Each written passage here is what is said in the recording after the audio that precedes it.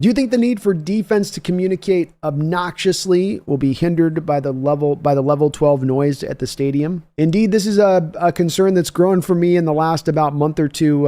Somebody in my chat was originally bringing it up to me, and I hadn't thought about it through the offseason, and it's now risen up on my radar screen now as a very, very big concern for this upcoming season. We've heard multiple players through the years on defense talk about the impossibility at times of trying to communicate when the 12s are being loud and at their loudest. And that's where, we're going to have to get the ASL people in there, okay? We're going to have to get in there with DK needs to get over with the defense on the sign language stuff, because this is one of those places where you'd kind of hope a smart reporter out there, happen to ever be a reporter listening to this show, would go out there, and this would be a great question to go ask of Mike McDonald. Mike, how have you in advance thought about this as a potential issue, that communication is such a big part of your defense, and that there is at times that impossibility of communicating in Lumen Field when it is in those loud situations? And nobody's asked it yet. I hope somebody does at some point, y'all, because the team would be smart to try to have a bit of a plan for this, understanding that prior defense didn't have a lot of communication that was necessarily needed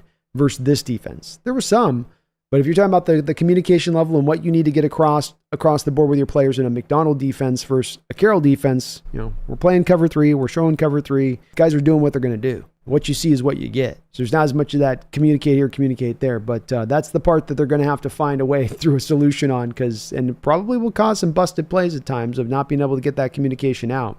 But hand signals, man, they're going to have to be like the gang members out there with their hand signals, because it's a problem. And you're right. The obnoxiously communicating is going to be hard in that stadium on the defensive side of the ball. It is a worry.